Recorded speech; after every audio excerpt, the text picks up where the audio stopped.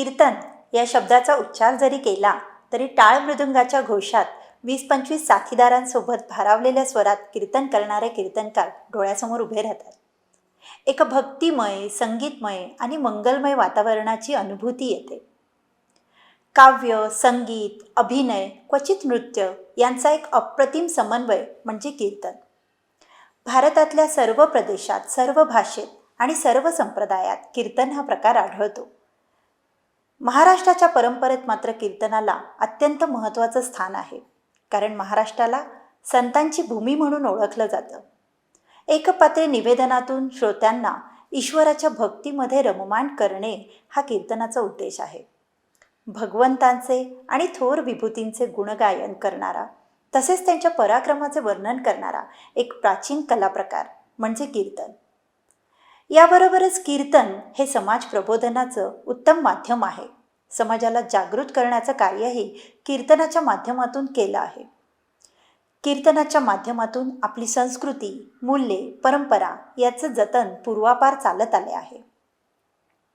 विज्ञान आणि अध्यात्माच्या समन्वयातून जगामध्ये शांती नांदेल हा प्राध्यापक डॉक्टर विश्वनाथ कराड यांनी मांडलेला विचारच नाही तर त्यांचे स्वप्न आहे.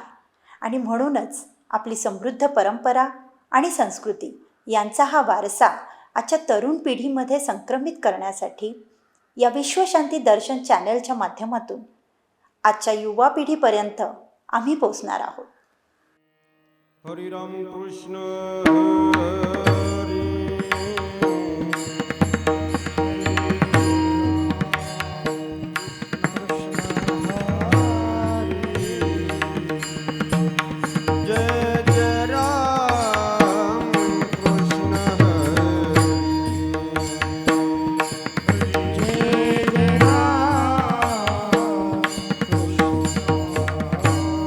असो ऐसा देव आठवच नाही, असो ऐसा देव आठवच नाही, असो ऐसा मोठे आठवच नाही,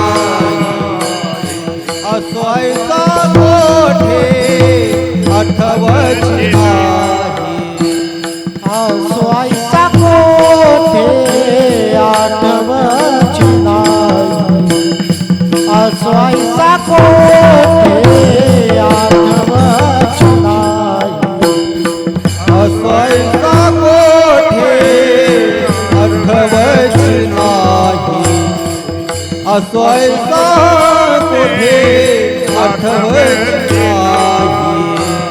देहीच विदेही भोग दशा, देहीच विदेही भोग दशा, भोग दशा, सर्व सुख झालो सर्व अलंकार,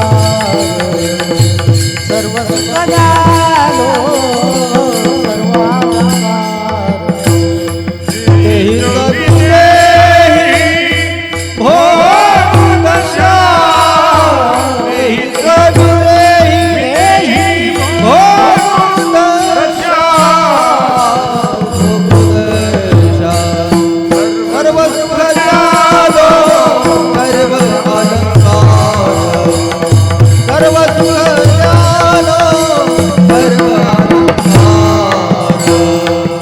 असो ऐसा आठवच नाही, देहीच विदेही भोग दशा, देहीच विदेही भोग दशा, देहीच विदेही भोग दशा.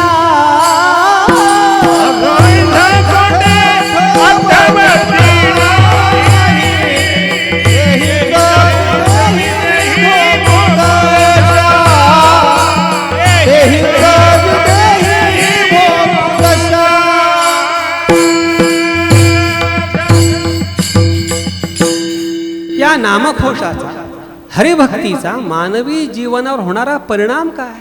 असो ऐसा कोठे आठवची नाही, आणि अजून काय? देहीच विदेही भोगू दशा. या नामभक्तीमध्ये, या हरिघोषामध्ये आम्ही इतके रमून गेलोय, इतके निमग्न झालोय की आम्ही कुठे आहोत, काय करतोय, काय कपडे घातलेत, कुठे बसलोय याचं आम्हाला कशाचंही भान नाही. म्हणजे असो ऐसा कोठे आठवची नाही, अशी अवस्था होण्याकरता लोक प्रयत्न करतायत. पण त्यांची प्रयत्नाची दिशा फार चुकीची आहे. नॉर्कोटिक्स म्हणून एक डिपार्टमेंट आहे. आता बरंच वृत्तपत्रामध्ये ते NCBचे रोज लेखच्या लेख येत आहेत आणि ही देहीचं विदेही भोगूदशा या अवस्थेत जाण्याकरता लोक प्रयत्न करतायत, पण मार्ग चुकीचा आहे. मानवाला जर खरीच देहीचं विदेही भोगूदशा ही अवस्था प्राप्त करून घ्यायची असेल, असो ऐसा कोठे आठवची नाही ही अवस्था प्राप्त करून घ्यायची असेल तर काय केलं पाहिजे? सदा नाम घोष करू हरिकथा. मी कुठे आहे कोणत्याही प्रकारचं भान राहत नाही. आणि त्याचा परिणाम काय? देहीच विदेही भोगूदशा. वेदांत शास्त्रामधला खूप सूक्ष्म सिद्धांत आहे. देहीच विदेही भोगूदशा. थोडंसं व्याकरण शास्त्राच्या दृष्टीने आपल्याला ह्याचं एक मर्म सांगतो. पहिला आहे देही. तर देही शब्दाचा अर्थ काय? जो देहवान आहे त्याला देही असं संबोधलं जातं. विदेही म्हणजे काय? विगतः देहः यस्य सः. ज्याचा देह गेलेला आहे त्याला म्हणतात विदेही. जगद्गुरु तुकोबाराय काय सांगतात? देही आणि विदेही कसं काय शक्य? एक माणूस ओरडायला लागला. काय ओरडायला लागला? माझ्या तोंडातली जीभ तुटली, माझ्या तोंडातली जीभ तुटली, मुखे मे जिव्हा नास्ती, मुखे मे जिव्हा नास्ती. अरे ओरडतोय कशाने तू? जिभेनीच ओरडतोय ना. आणि काय सांगतोय? तोंडात जीभ नाही. त्याच्याप्रमाणे झालं. देही आहे आणि विदेही आहे. एकदा म्हणायचं मी देहवान आहे आणि पुढे काय म्हणायचं? मी विदेही आहे आणि ही विदेही दशा मी भोगतोय. हे व्याकरणाच्या दृष्टीने, गणिताच्या दृष्टीने हे त्या बरोबर मापात बसत नाही. आपला अधिकार नाही, पण एक त्याच्यावरची जी शंका आहे ती मी तुम्हाला सांगितली. आता या शंकेचं मी तुम्हाला निरसन सांगतो. मानवाला ज्या वेळेला थोडासा विषय सूक्ष्म आहे, अवघड आहे, पण तुकोबारायांनी सांगितलं म्हणून हे सांगणं क्रमप्राप्त आहे.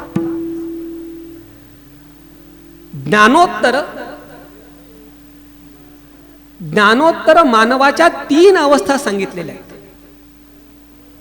एक आहे जीवन मुक्ती, दुसरी आहे विदेह मुक्ती आणि तिसरी आहे विदेह दशा. तर जीवन मुक्ती म्हणजे काय? ज्या वेळेला जीव ब्रह्मैक्य ज्ञान होतं आणि जीव ब्रह्मैक्य ज्ञान झाल्यानंतर ज्याला सुपर एनलाइटमेंट असं आपण म्हणू शकतो, डिव्हाइन एनलाइटमेंट असं आपण ज्याला म्हणू शकतो, असं आपल्याला जीव ब्रह्मैक्य ज्ञान प्राप्त झाल्यानंतर माणूस मरत नाही, जगतो. पण त्याला जी दिव्य ज्ञानामुळे प्राप्त होणारी अवस्था त्याचं नाव आहे जीवनमुक्ती. दुसरा आहे विदेह मुक्ती. हा जीवनमुक्त माणसाचा जेव्हा देह पडतो, जीवनमुक्त माणूस मरत नाही असं कधी मरतो. कधी मरतो? तर त्याचं जे प्रारब्ध आहे ते प्रारब्ध संपल्यानंतर तो मरतो आणि मेल्यानंतर त्याची जी होणारी अवस्था आहे त्याचं नाव विदेह मुक्ती. आणि तिसरी अवस्था आहे विदेह दशा. तर विदेह दशा म्हणजे काय?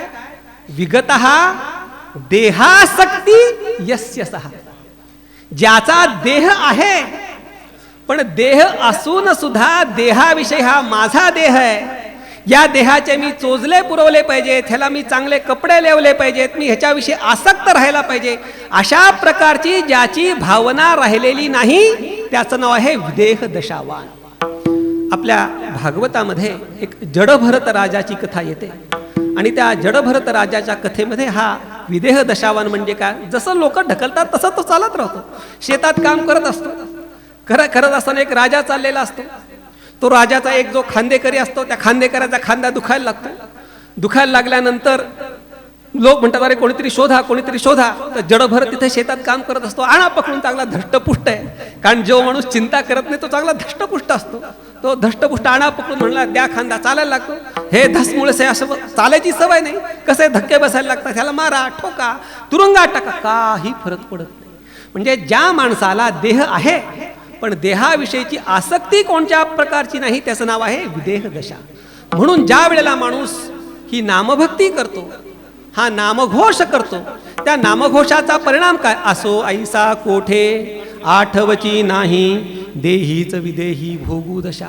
त्याला ही विदेह दशा प्राप्त होते आणि ही प्राप्त झालेली जी जीवनमुक्ती आहे, ही प्राप्त झालेली जी विदेह दशा आहे, ती नेमकी कशी असते त्याचं वर्णन जगद्गुरु तुकोबारे शेवटच्या चरणात करतात. तुकमाने आम्ही झालो अग्निरूप, तुकमाने आम्ही झालो अग्निरूप, तुकमाने आम्ही झालो अग्निरूप, तुकमाने आम्ही झालो अग्निरूप, तुकमाने आम्ही झालो अग्निरूप, तुकमाने आम्ही झालो अग्निरूप, तुकमाने आम्ही झालो अग्निरूप, तुकमाने आम्ही झालो अग्निरूप.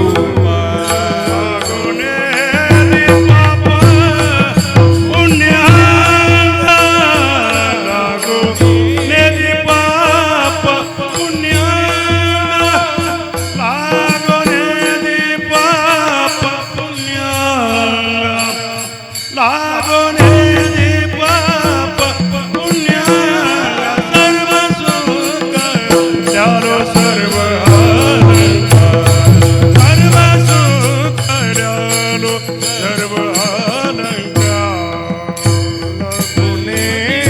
पाप पुण्यागा लागोने, पाप पुण्यागा लागोने, पाप पुण्यागा लागोने, पाप पुण्या सर्व दुःख जालो, सर्व अलंकार, सर्व सुख जालो, सर्व अलंकार. आनंदे निर्भर डुलत स्व, हरे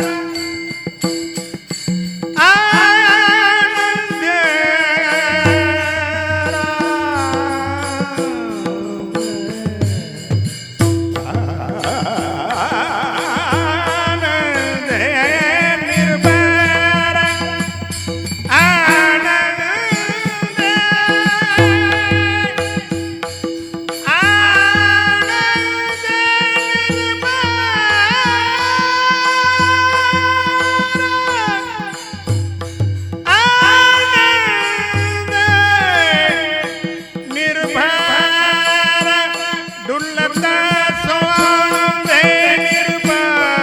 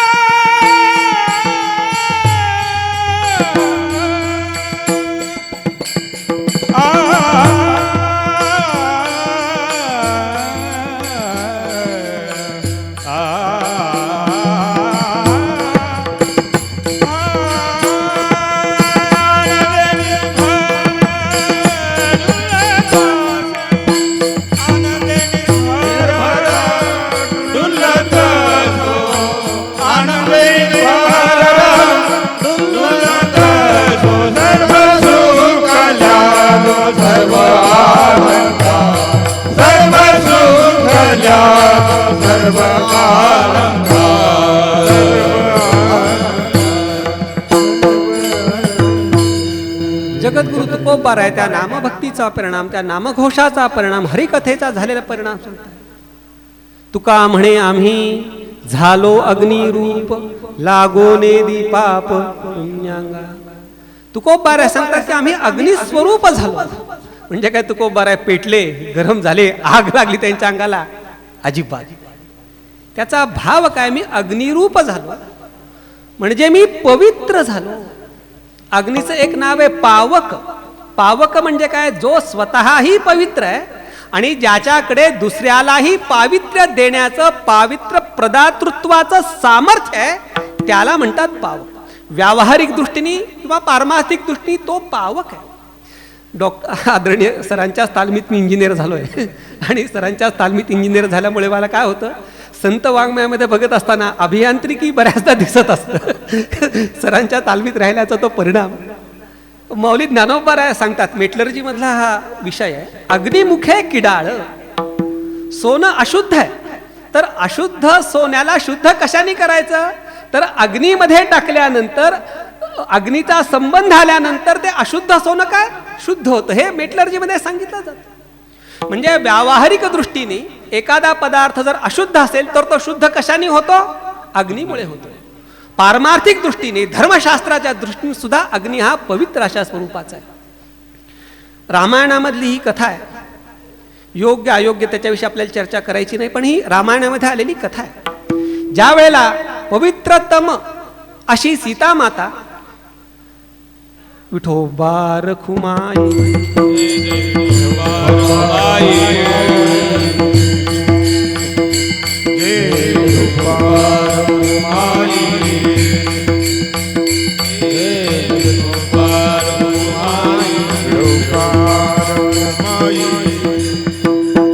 जेव्हा रामायणाचं युद्ध संपलं आणि युद्ध संपल्यानंतर पवित्रतम अशी सीता माता श्री रामचंद्र प्रभूंच्याकडे आली. त्यावेळेला लोकापवाद आला. योग्य अयोग्यतेचा मला विचार नाही सांगायचा, पण त्यावेळेस घडलेली घटना काय आहे की सीता मातेचं पावित्र्य कोणी सिद्ध केलं, अग्नीने सिद्ध केलं. म्हणजे पारमार्थिक दृष्टीने, धर्मशास्त्राच्या दृष्टीने, व्यावहारिक दृष्टीने जर आपण विचार करायला गेलो तर अग्नी हा पावक आहे, म्हणजे पवित्रही आहे आणि दुसऱ्याला पावित्र्य प्रदान करणारा सुद्धा आहे. म्हणून जगद्गुरु तुकोबाराय सांगतात, तुका म्हणे आम्ही झालो अग्निरूप. आम्ही आता पवित्र झालोय. पवित्र झालो म्हणजे काय, लागोने दीपा पुण्य लागोने दीपा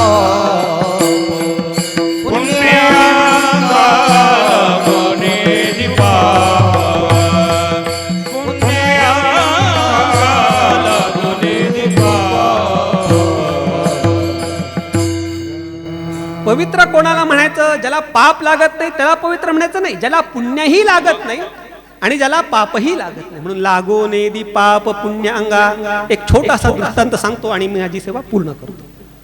ब्रह्मलीन तात्या महाराजांकडे एक साधू आले उत्तर हिंदुस्थानातनं आणि आल्यानंतर राहिले आणि राहिल्यानंतर बरेच दिवस आमच्या आश्रमामध्ये काय भाजी भाकरी दिली ते खायला, म्हणजे पक्वान्न देण्याचं नाही पण काय भाजी भाकरी दिली जाते. 8-15 दिवस राहिले आणि 15 दिवसानंतर ते ब्रह्मलीन तात्या महाराजांना म्हणाले, महाराज जी आप पक्की रसोई बनाओ, आपको पुण्य लगेगा. पक्की म्हणजे काय, गोडधोड खाऊ घाला साधूला म्हणजे तुम्हाला पुण्य लागेल. तर तात्या म्हणाले की मला ज्याप्रमाणे पाप नकोय त्याप्रमाणे पुण्यही नकोय. म्हणून लागोने दीपाप पुण्य अंगा. आणि अशी पवित्रतम अवस्था कशाने प्राप्त होते, सदा नाम घोष करू हरी कथा, तेने चित्ता समाधान, सर्व सुख जालो सर्व अलंकार, आनंदे निर्भर डुलत सो. अजून काय, असो ऐसा कोठे आठवची नाही, देहीच विदेही भोगदशा, तुका म्हणे आम्ही झालो अग्निरूप, लागोने दीपाप पुण्यांगा. जगद्गुरु तुकोबाराय या विश्वाधिकेशाला, सकल संत परंपरेला, सकल गुरु परंपरेला ही प्रार्थना करायची की आमच्या आयुष्यामध्ये कधीतरी आनंदे निर्भर डुल्लत सो, त्या आनंदाचा डोल आमच्या अंगामध्ये कधीतरी यावा. आता लोकांना कसं पाहिजे, इन्स्टंट, आज आता ताबडतोब. कोणतीही गोष्ट इन्स्टंट होत नाही. सरांनी एवढं मोठं हे मंदिर आहे, सगळी कॉलेजेस असेल, आळंदीचे घाट असतील, हे काय लगेच इन्स्टंट नाही झाले. सर पूर्ण त्याच्याकरता आयुष्य खपलेत. खपणं हाच शब्द योग्य आहे. आणि पूर्ण आयुष्य खपून ह्या सगळ्या गोष्टी झालेल्या, म्हणून कोणतीही गोष्ट पटकन नाही होत, त्याला काहीतरी वेळ लागतो. त्या रुक्मिणी प्राणसंजीवनी श्री विठ्ठलेशाला मौली ज्ञानोबारांना प्रार्थना करायची की कधीतरी फक्त मरायच्या आधी बरं का, आनंदे निर्भर डुल्लतोस अशी अवस्था आम्हाला प्राप्त व्हावी. झालेली सेवा ही माझ्या सकल गुरु परंपरेच्या चरणी, सकल संत परंपरेच्या चरणी समर्पित करतो. यामध्ये जे काही योग्य सुष्ठू आहे, शास्त्र संवादी आहे, ते माझ्या तीर्थरूप सद्गुरूंचं आहे, माझ्या सकल गुरु परंपरेचं आहे. जे असुष्ठू चूक शास्त्र विसंवाद आहे ते माझं आहे. आपण सर्व माझं खरंच परमभाग्य आहे. ज्यांच्या ताळमीमध्ये मी व्यावहारिक दृष्टीने तयार झालो, त्यांच्या समोर मी हा परवचा अनुवाद करू शकलो, हे माझं भाग्य आहे. माणसाचं भाग्य काय की आपल्या गुरु समोर आपण जे काही शिकलो ना ते आपण सांगू शकलो. मौली ज्ञानोबारायांचा अभंग आहे, अरे अरे ज्ञाना झालासी पावन तुझं ध्यान कळवले. फार सुंदर अभंग आहे, कधीतरी आपण चिंतन करू. त्या ठिकाणी मौली ज्ञानोबाराय जेव्हा निवृत्तीनाथांना आपल्याला झालेला अनुभव सांगतात, तेव्हा निवृत्तीनाथ सांगतात, अरे ज्ञानोबा तू पावन झाला, तुला जे ज्ञान झालं ते यथा योग्य स्वरूपाचं आहे. आणि अशी पोच पावती मिळणं हे मानवी जीवनाचं परमभाग्य आहे. ती मानवी जीवनाची कृतकृत्यता आहे. मला आदरणीय डॉक्टर कराड सरांसमोर, ज्यांच्या व्यावहारिक ज्ञानाच्या तालमीत मी तयार झालो, हा परवचा हा अनुवाद मला त्यांच्या समोर करता आला आहे, माझं परमभाग्य. डॉक्टर कराड सरांबद्दल मी काय बोलणार, आणि खरं बोलायचा अधिकार माझाच आहे, कारण मी त्यांच्या जवळ राहिलो, त्यांच्या संगतीत राहिलो. त्यांचा स्वभावही मला माहिती आहे, त्यांचा प्रभावही मला माहिती आहे. आणि या दोन्ही गोष्टी जाणून मी सांगतो, डॉक्टर कराड सरांची फार मोठी विनम्रता आहे. आत्ताच मला सर म्हणाले की हे झालं, मी काही केलं नाही. खरंच विनम्रता. ज्याप्रमाणे मौली ज्ञानोबाराय सांगतात, फळलिया तरुची शाखा, ज्या वेळेला वृक्ष सपुष्पित सफलित होतो, तर सफलित सपुष्पित झाल्याचा परिणाम काय, तो भूमीकडे वागतो, लवतो, विनम्रता येते.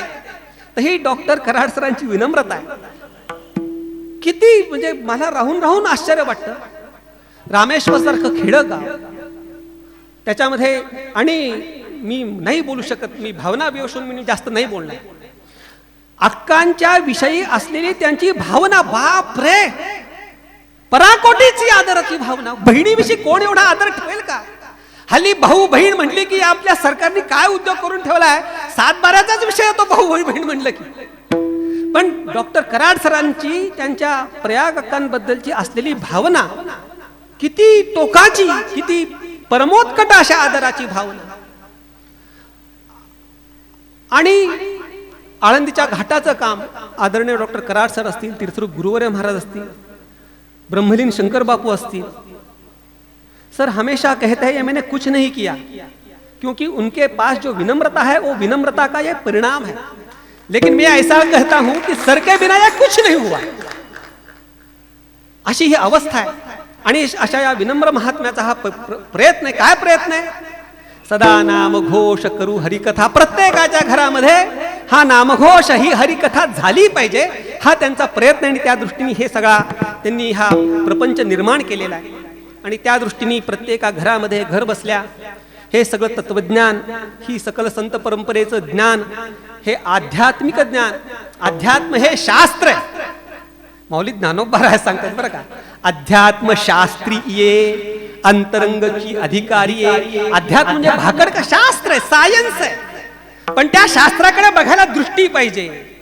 आपण त्याला शास्त्र का म्हणत नाही? आपल्याकडे दृष्टी नाही. तुम्ही थोडं शिका, थोडं अध्यात्माला नावं ठेवा, तुम्ही संतांना नावं ठेवा, 100% मान्य. नावं ठेवायला आम्ही, नावं ठेवलेली घ्यायला आम्ही खंबीर आहोत. आदरणीय डॉक्टर कराड सरांनी आळंदीच्या एका घाटाकरता एक शिवी खाल्लेली आहे. खरी गोष्ट आहे, कोणाची निंदा नाही, पण ही वस्तुस्थिती आहे. आम्ही शिव्या खायला तयार आहोत. तुम्ही संत वाङ्मयाला नावं ठेवा, अध्यात्माला नावं ठेवा, पण कादंबरी वाचून अध्यात्माला नावं ठेवू नका. अध्यात्म वाचा, अभ्यास करा, आणि अभ्यास केल्यानंतर जर तुम्हाला वाटलं हे चूक आहे, नक्की नावं ठेवा.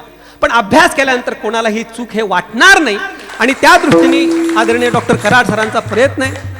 त्यांचं नावही विश्वनाथ आहे, त्यांचं आराध्य दैवतही विश्वाधिकेश आहे.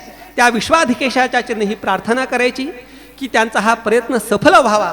आणि सफल होऊन आपली जी भारतीय संस्कृती आहे, भारतीय परंपरा आहे, भारतीय विज्ञान आहे, भारतीय तत्वज्ञान आहे, सकल संत विचार आहेत, ते अगदी जगाच्या टोकापर्यंत पोहोचावे, अखिल विश्वामध्ये पोचावे, सगळीकडे हे पोचावे, हा त्यांचा जो प्रयत्न आहे, हा प्रयत्न यशस्वी व्हावा आणि तो होणारच. त्याचं कारण कराड सरांच्या शब्दात सांगतो, सत्य संकल्पाचा दाता नारायण, असं ते नेहमी सांगतात. त्यांचा संकल्प हा सत्य आहे आणि त्यांच्या सत्य संकल्पाची परिपूर्णतः विश्वाधिकेश करून घेणार आहे. म्हणून या विश्वाधिकेशाच्या चरणी हा त्यांचा प्रयत्न सफलित व्हावा एवढी मनोभावे अगदी बेंबीच्या देठापासून मनापासून प्रार्थना करून मी माझ्या सेवेला विराम देतो. ज्ञानेश्वर माऊली ज्ञानराज माऊली ज्ञानेश्वर माऊली ज्ञानराज माऊली महाराज ज्ञानेश्वर ज्ञानेश्वर ज्ञानेश्वर माऊली ज्ञानराज माऊली ज्ञानेश्वर माऊली ज्ञानराज माऊली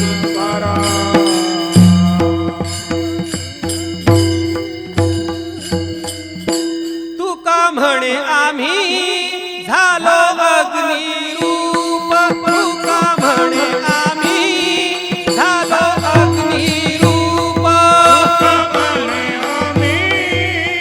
झालो अग्निरूप तुका म्हणे आम्ही झालो अग्निरूप म्हणे आम्ही झालो अग्निरूप, तुका म्हणे आम्ही झालो अग्निरूप.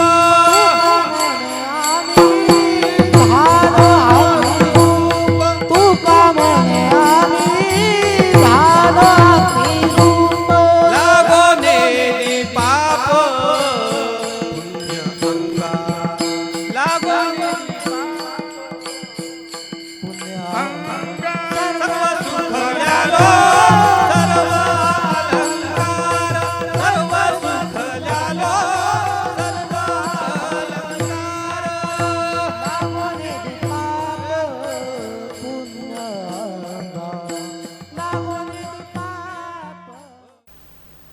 जग अशांतीने कधीच त्या ठिकाणी समाधान पावत नाही, पण शांतीच्या ठिकाणी समाधान आहे.